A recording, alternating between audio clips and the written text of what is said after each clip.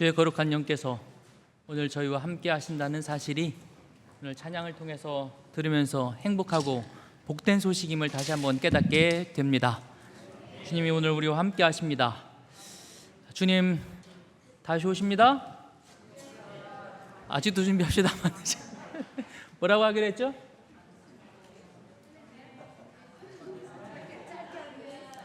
짧게 할렐루야 하기로 했어요. 주님, 처음에는 주님 다시 오십니다 그러면 주여 속히 오시옵소서. 좀 길다. 할렐루야, 아멘. 주님 다시 오십니다. 할렐루야. 아멘.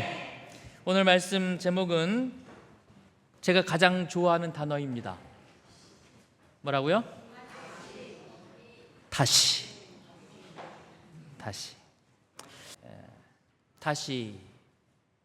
그리고 시작할 때 읽은 말씀, 마가, 이 사람은 나에게 뭐한 사람이라고요?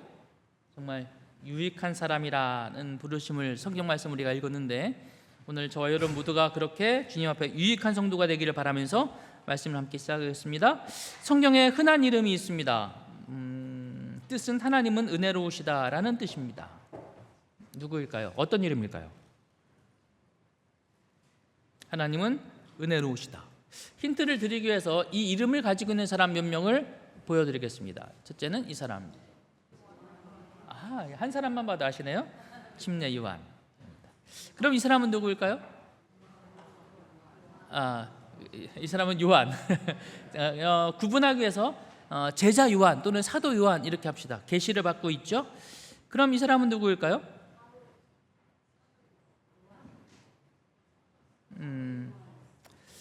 사실 이 사람이 그 사람 사진이 맞는지 저도 잘 모르겠지만, 그러나 이 사람을 특정할 만한 그림이 사실 많지 않아요. 이 사람 누구냐면 마가 요한입니다. 마가 요한. 마가라는 이름은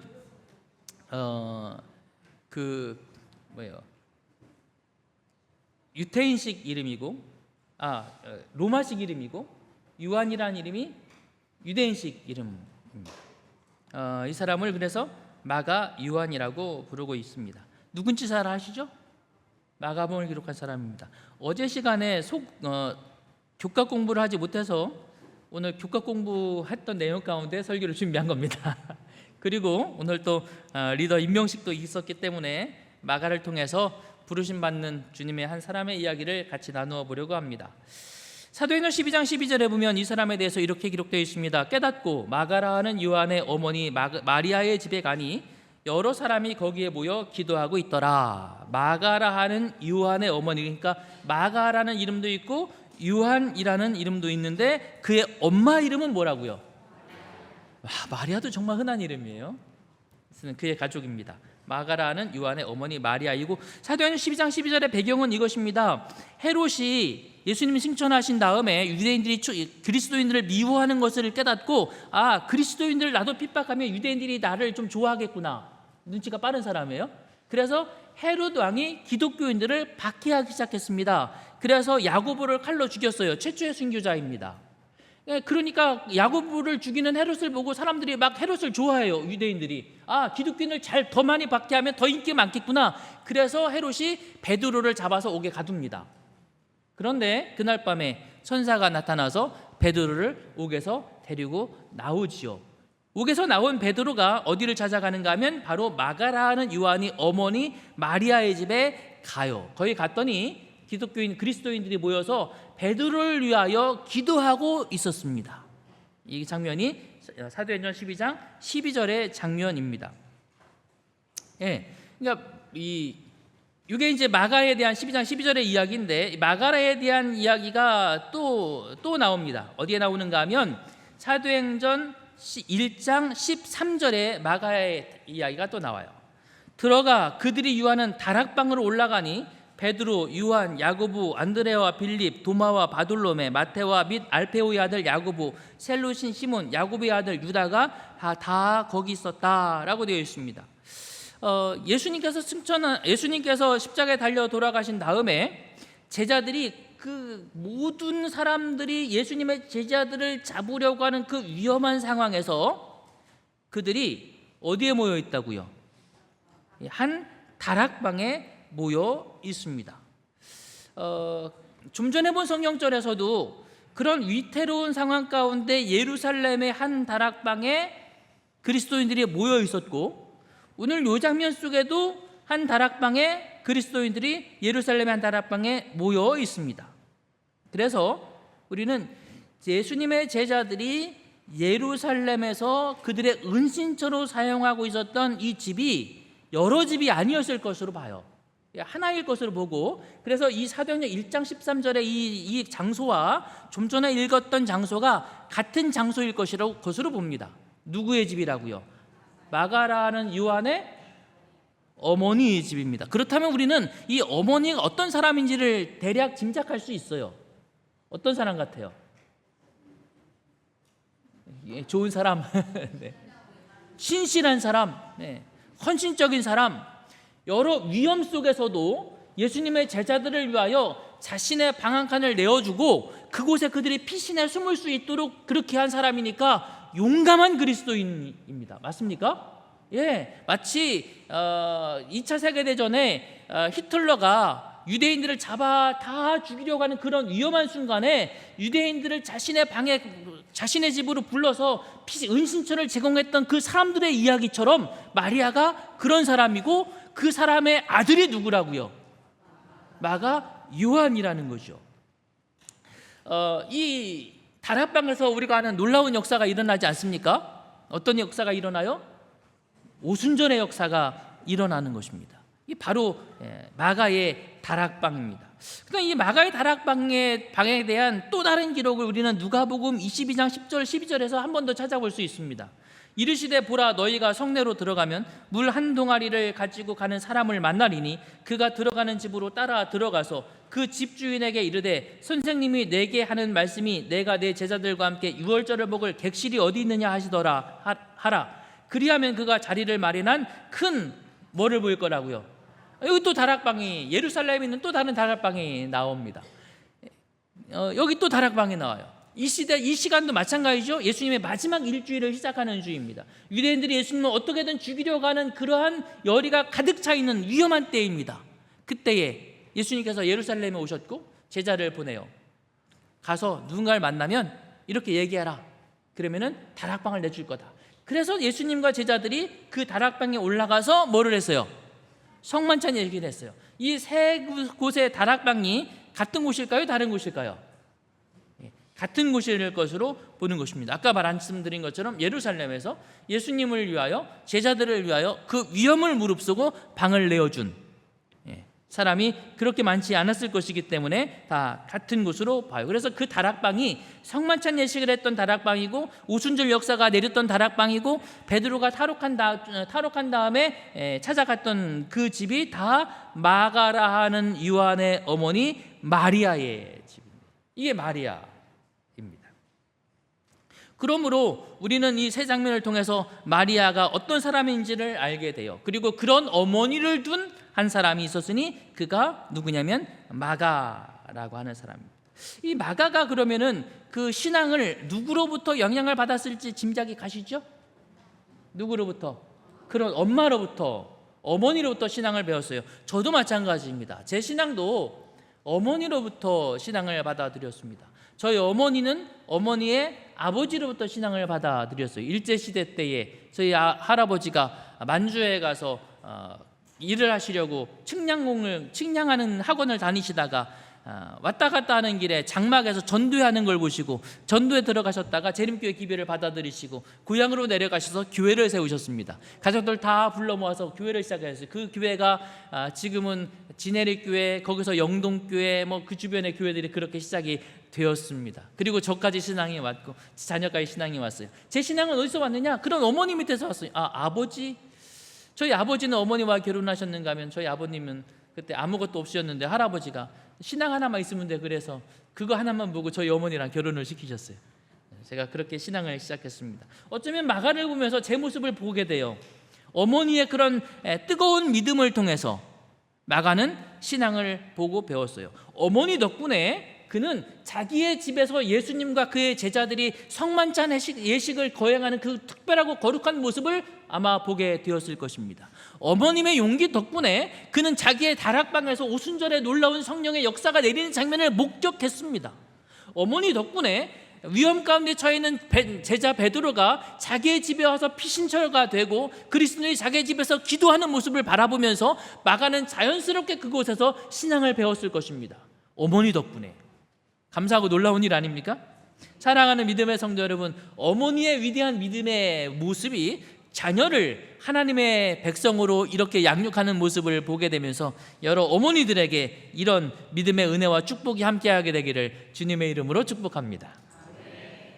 마가의 이런 경험은 마리아에게서, 어머니에게서 그치지 않습니다. 그날 오순절 성령의 역사가 임하는 그 자리에 또 한 사람이 있었는데 그 사람이 누구냐 하면 마가의 어머니 마리아의 남동생으로 추정되는 사람, 누구? 바나바가 있었어요. 바나바가. 성경 주석을 보면 바나바를 어떤 책에서는 마리아의 남동생이다, 그래서 마가와 바나바가 삼촌과 조카 사이다, 이렇게 되어 있는 곳도 있고, 어느 곳에서는 바나바와 마가가 사촌지간이다, 이렇게 되어 있는 곳도 있어요. 그래서 그것은 원어에 대한 이해가 이렇게도 이해될 수 있고 저렇게도 이해될 수 있기 때문인데, 어쨌든 중요한 것은 마리아와 바나바는 관계가 있었고 그 관계 때문에 누구랑도 관계가 있어요? 마가와도 관계가 있어요. 자, 그곳에서 이 성령의 역사가 임할 그곳에 있던 바나바가 성령의 역사를 경험하고 그의 심령이 뜨거워졌어요. 그래서 초대교회가 막 이제 생겨나자 바나바가 한 결심을 하게 됩니다. 어떤 결심을 하는가 하면 자기가 갖고 있는 모든 재산을 팔아서 교회에 헌납을 해요. 왜냐하면 교회에 들어오는 사람들이, 교회에 들어오면 그 당시에 세상으로부터 이렇게 따돌림을 당하고 격리되고 직장도 잃어버리고 가족으로부터 쫓겨나는 사람들도 많았어요. 생계가 끊인 사람들이 많았죠. 그들을 생계가 굉장히 위험한 상황에 처해 있었기 때문에 그걸 본 바나바가 저 사람들 도와야 되겠다, 자기 재산을 팔아서 양식을 사고 그들을 먹이는 일을 합니다. 대단한 사람이죠. 그걸 지금 누가 보고 있다고요? 일단 우리는 조카로 정리합시다. 조카 마가가 그걸 보는 거예요. 영향을 받을까요? 그의 마음도 아마 뜨거워졌을 것입니다. 그래서 골로새서 4장 10절에 보면 나와 함께 갇힌 아리스다고의 바나바의 생질 마가, 우리는 보통 이제 삼촌과 조카로 이해하는데, 이 마가는 이런 바나바의 모습을 보면서 깊은 영적 감동을 받게 돼요. 그의 믿음이 그렇게 성장하는 거죠. 그러다가 이제 우리가 잘 아는 바울이 등장합니다. 바울에 대한 얘기 길게 안 해도 되죠. 바울이 회심을 했어요. 회심을 하고 예루살렘으로 옵니다. 그리고 기독교인들을 찾아가요. 그리고 바울이 기독교인들에게 나 이제 예수님 믿는 사람 됐습니다. 근데 이 사람 어제까지만 해도 뭐 하던 사람이에요? 예수님 핍박하던 사람이잖아요. 그리스도인들이 그를 믿질 않아요. 저 사람 또 무슨 수작을 부리려고 저렇게 갑자기. 그런데 그때 바나바가 등장을 합니다. 바나바가 등장해서 모인 예수님을 믿는 사람들에게 이렇게 말해요. 27절, 바나바가 데리고 사도들에게 가서 그가 길에서 어떻게 예수님을 보았는지, 그리고 주께서 그에게 어떻게 말씀하셨는지 다 이야기하고, 다메섹에서 그가 어떻게 예수의 이름으로 담대히 말하였는지를 전하니라. 바울을 교회에 소개하고, 여러분 이 사람 정말 예수님을 만난 사람이고 회심한 사람입니다, 믿어도 됩니다 라고 소개해 준 사람이 누구라고요? 바나바예요. 그래서 바나바가 바울을 교회에 인도하고 이들은 인연을 맺게 됩니다. 스데반이 순교했어요. 사람들이 막 흩어지기 시작했잖아요. 흩어진 사람 가운데 어떤 사람들이 안디옥에 가서 복음을 전했고 교회가 세워졌습니다. 그러자 예루살렘 교회가 바나바를 당시 안디옥에 가서 좀 교회를 돌보십시오. 아마 최초로 정식 발령받은 목사일 거예요, 바나바가. 그래서 바나바가 안디옥으로 갑니다. 안디옥으로 가서 막 일을 하는데 교인 수가 늘어나요. 혼자 감당하기가 힘들어. 바나바가 누구 불렀을까요? 바울을 불렀어요. 바울을. 와서 좀 같이 일을 하자. 그래서 같이 일을 해요. 교회가 막 성장합니다. 그런데 그렇게 교회를 돌보다가 이 둘 사이에 하나의 공감대가 형성됩니다. 어떤 공감대가 형성되는가 하면 우리가 이 복음을 세계에 전하자. 그래서 바울과 바나바가 선교 여행을 떠납니다. 여행을 떠나려면 짐도 많고 뭐 막 그러잖아요, 그죠? 젊은 사람이 하나가 좀 따라왔으면 좋겠어. 누구 부를까요? 예, 그렇죠. 요 바나바가 자기의 조카 마가를 부릅니다. 사도행전 13장 5절 실라미에 이르러 하나님의 말씀을 유대인의 여러 회당에서 전할세 요한, 마가 요한을 말하는 거예요. 수행원으로 두었더라. 수행원. 짐도 들고 젊은 사람이 빠릿빠릿하게 배 예약도 빨리빨리 가서 하고 기차표도 미리미리 끊고 그래야 되잖아요. 수행원으로 마가를 부릅니다. 이렇게 마가는 바울과 바나바가 떠나는 그리고 성경에 기록된 첫 번째 해외 선교 여행에 동참하게 됩니다. 누구 덕분이에요? 누구 덕분? 마가의 삶을 여기까지 쭉 조명하면서 마가의 삶을 돌아보니까 그의 삶에 영향을 끼친 사람은 어머니 덕분, 삼촌 덕분, 누구 덕분? 바울 덕분. 근데 여기까지 오면서 이 마가가 어떠한 삶을 살았는지, 마가가 어떠한 신앙을 가지고 있는지, 그가 어떤 헌신을 하고 있는지에 대한 기록은 있어요, 없어요? 없어요. 어머니와 관련돼서 마가의 이름이 등장하고 삼촌과 관련되어서 바울과 관련되어서 그의 이름이 등장할 뿐입니다. 여기까지의 마가는 어머니 덕에 신앙 영적 경험을 했고 삼촌 바나나 덕분에 헌신하는 장면을 목격했고 바울 덕분에 해외 선교 여행에 동참하는 특권을 얻었어요.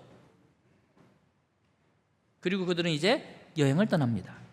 지금 보시는 이 장면, 이 사진이 그들이 떠난 여행 루트입니다. 안디옥에서 출발해서 배를 타고 저 구부르라는 섬으로 배를 타고 갔어요. 그 다음에 여기서 배를 타고 다시 버가라는 곳으로 올라갑니다. 그리고 그 뒤에 여정을 쭉 이어가요.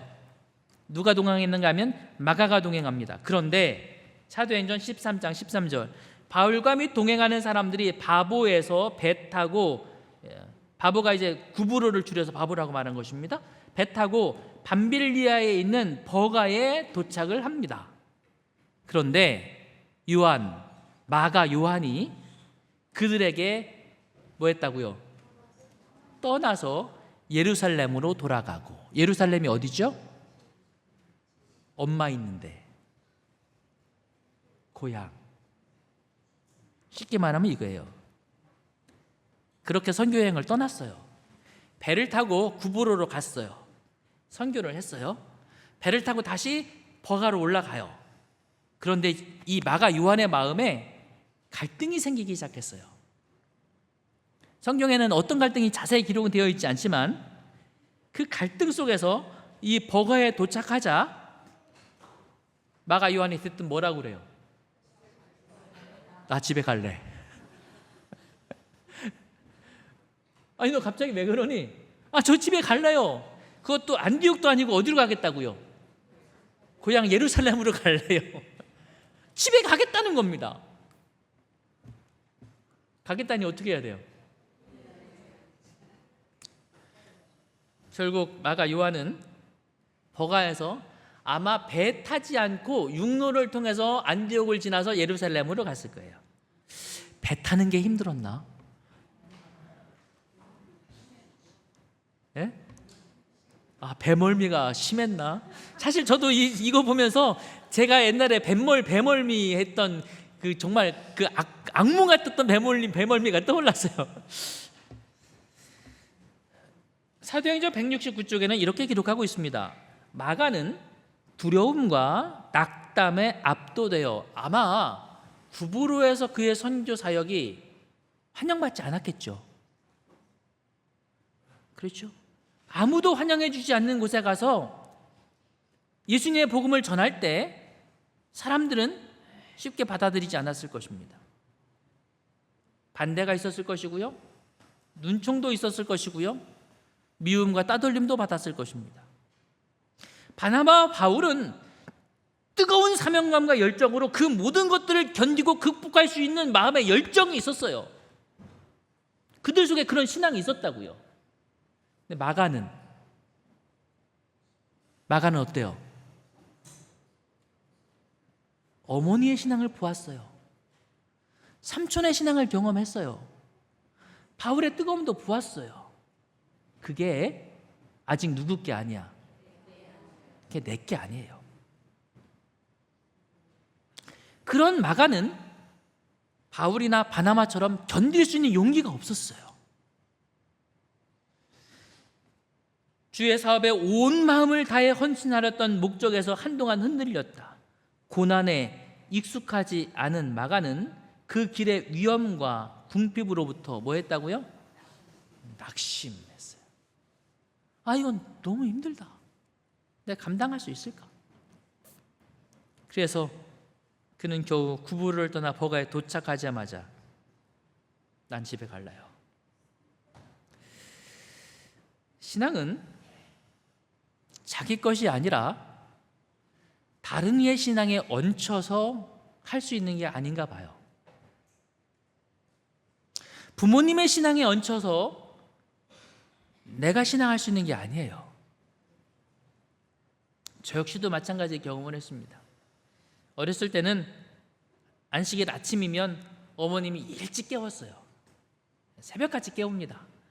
왜냐하면 이 자녀 셋, 나중에 제가 10살 때 동생 하나가 생겨서 넷이 됐으니까 이 넷을 먹이고 입히고 씻겨서 준비시켜 놓으려면 이 시간이 보통 걸리는 게 아니에요. 한 놈 씻겨 놓으면 저놈이 철펑 넘어지고, 저놈 다시 씻겨 놓으면 저놈이 철펑 넘어지고, 막 장난치다가 여기 다치고 뭐 난리지 않습니까? 안식일 아침마다 아침 일찍 일어나서 다 씻기고. 여러분 부모님들 지금 아마 다 겪으실 거예요. 아이들 데리고 아침 9시 반까지 교회 오시려면 전쟁이죠.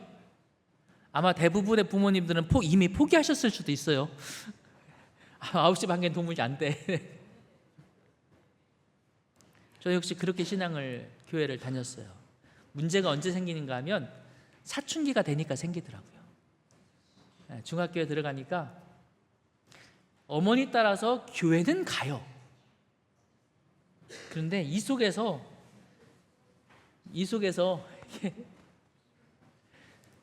따라가지 못하는 거예요. 내 생각이 생기고 제 갈 길로 가려고 하고 제 마음대로 판단하려고 하고 문제가 생기더라고요. 언제까지? 제가 제 스스로 예수님을 만날 때까지. 마가가 그런 경험을 하는 것입니다. 따라왔으나 돌아서게 되죠. 아마 마가는 곱게 자란 하우스보이였던 것 같아요. 감당할 수 없는 고통 앞에서, 시련 앞에서 낙심합니다. 이런 마가를 보면서 여러분은 어떻게 판단하실까요? 자, 바울과 바나바가 두 번째 여행을 떠나게 되었습니다. 그러자 바나바가 바울에게 제안합니다. 마가 다시 데려가자. 바울이 뭐라고 했을까요? No! 바나바가 포기하지 않습니다. 아니야, 마가를 데려가자. 바울이 말합니다. No! 성경에 보니까 39절, 사도행전 15장 39절, 서로 어떻게 다퉜다고요? 결과는 갈라서요. 따로 선교여행을 떠납니다. 바나바는 마가를 끝까지 포기하지 않고 당신이 마가를 데리고 가지 않겠다면 나라도 마가를 다시 데리고 가겠습니다. 그리고 마가를 데리고 어디로 갔다고요? 구브로로 갑니다. 바울은 실라를 데리고 2차 선교여행을 떠납니다. 얼마나 다투었길래 심히 다투었다고 말하고 서로 갈라지기까지 했을까? 누구 때문에? 마가 때문인 것입니다. 재밌는 건 바나바가 그 마가를 또 불러서 어디로 갔다고요? 구브로가 어딘지 아세요? 기억하시는군요. 구브로가 어디냐면 아까 거기에요. 바울하고 선교여행을 출발해서 처음 도착했던 섬, 거기가 어디라고요? 구브로야. 여기서 마가가 얼마나 힘들었든지 마음의 결심을 굳힌 거야. 내가 구브로를 떠나면 집에 가겠다. 그래 버가에 도착하자마자 뭐라고 했다고요? 집에 갈래 이랬거든요. 그런데 바나바가 요 마가를 또 데리고 어디로 가요? 또 거기로 가. 구브로에서 마가와 바나바가 어떤 일을 했는지, 어떤 경험을 겪었는지 성경은 기록하지 않았어요. 우리는 몰라요. 그러나 구브로의 경험을 한 이후에 마가의 이름이 성경에 다시 등장하는데 이렇게 등장합니다. 디모데후서 4장 11절 바울이 하는 말이에요. 나는 마가 못 데리고 가 했던 바울이 이렇게 말해요. 내가 올 때에 마가를 데리고 오라. 그 다음 문장 같이 읽어볼까요? 시작. 그가 나의 일에 유익하니라. 와, 감동적이지 않아요? 다음 성경절 골로새서 4장 10절 다 같이 시작. 나와 함께 갇힌 아리스다고와 바나바의 생질 마가와. 바울이 감옥에 갇히는 그 마지막 순간까지 누가 동행하고 있어요? 마가가 동행하고 있어요. 빌레몬서 1장 24절 같이 읽어볼까요? 시작. 또한 나의 동역자 마가. 바울이 이제 뭐라고 불러요? 나의 파트너. 나의 파트너예요. 처음에 뭘로 시작했는데? 처음 1차 데리고 갈 때 뭘로 데려갔다고요? 수행자, 비서, 세크리테리아. 근데 이제는 뭐가 됐어요? 동역자, 파트너가 됐어요. 베드로의 기록에도 마가가 등장합니다. 베드로는 뭐라고 기록하는가 하면 이렇게 기록해요. 베드로전서 5장 13절 다 같이 시작. 내 아들 마가도 그러하느니라. 베드로는 마가를 뭐라고 불러요? 아들이라고 불러요. 이게 진짜 베드로가 아버지라는 얘기가 아니라 그만큼 마가를 자신의 친아들처럼 생각하는 귀한 존재가 된 거예요. 마가가 변했습니까? 이걸 뭐라고 그래요? 인생 역전이에요.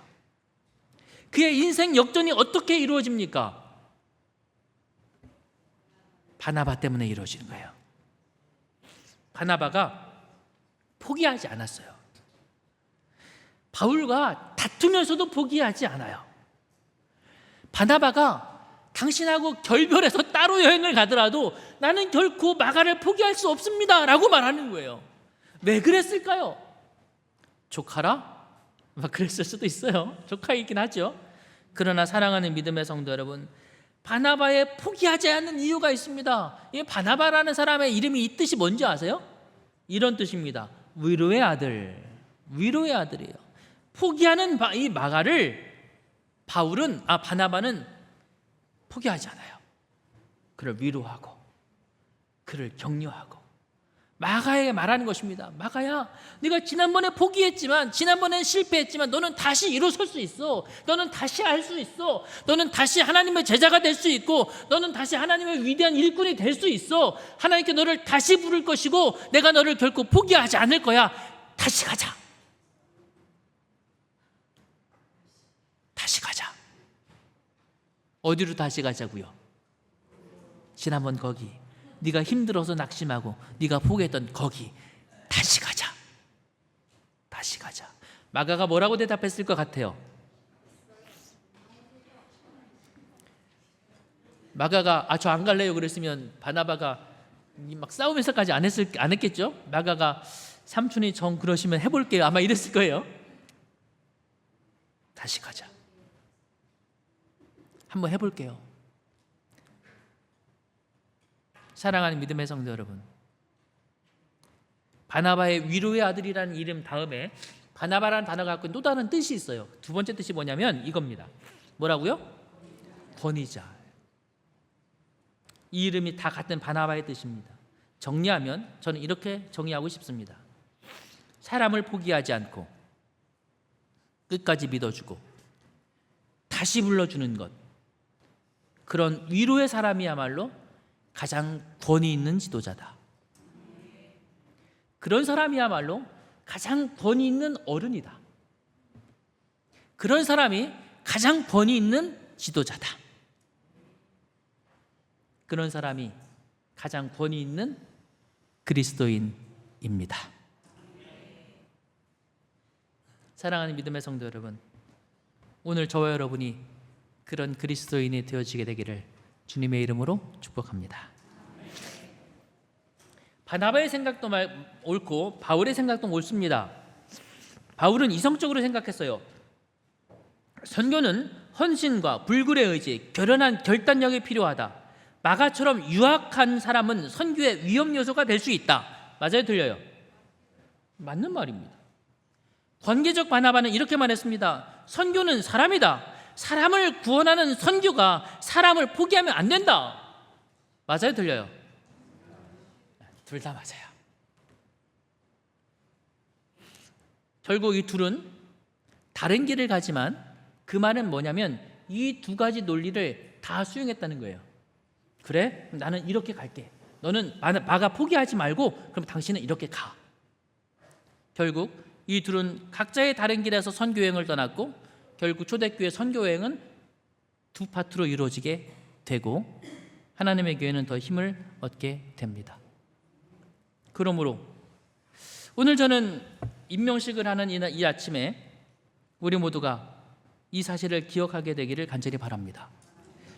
열성적이고 불굴의 의지를 가지고 결연한 결단력을 가지고 일하는 사람도 필요합니다. 그러나 때로는 유약하고 연약해서 쓰러지기 쉽고 포기하기 쉬운 그 한 사람도 다시 일어서서 주님과 함께 일할 때에 하나님은 그를 통해서 위대한 일을 이루실 수 있다는 사실을 기억하시게 되기를 바랍니다. 그러므로 저와 여러분이 바울 같은 사람이든 혹은 마가와 같은 사람이든 상관없이 포기하지 아니하시고 부르시는 주님의 은혜 안에 살아가시게 되기를 간절히 바랍니다. 포기하지 않는 목자, 시간이 많이 지나서 이 부분을 빨리 넘어가겠습니다. 예수님은 잃은 양을 끝까지 찾아가셨습니다. 삭개오를 사람들 다 포기했지만 끝까지 그를 찾아가 그를 부르셨습니다. 삭개오야 내려오너라. 오늘 부르신 예수님, 이 여인은 모든 사람들이 돌을 던지며 죽여야 마땅하다고 생각하는 죄인이었지만 주님은 그녀에게 말하기를 다시는 죄를 범하지 말라라고 말씀하시면서 다시 삶의 기회를 주셨습니다. 지금 보시는 이것은 마가의 순교 장소에 세워져 있는 교회입니다. 그는 결국 이곳에서 순교를 경험하게 되는데요. 붙잡혀서 화형을 당하고 그의 시신은 말에 매여서 시내를 끌려다닙니다. 그리고 이곳에서 순교를 하게 되죠. 그러나 마지막까지 포기하지 않았던 마가의 삶을 우리는 오늘 다시 한번 배우시고 기억하시게 되기를 바랍니다. 저와 여러분의 삶도 다시 주님의 아름다운 일꾼으로 살아갈 수 있게 되기를 바라면서 오늘 말씀을 줄이겠습니다.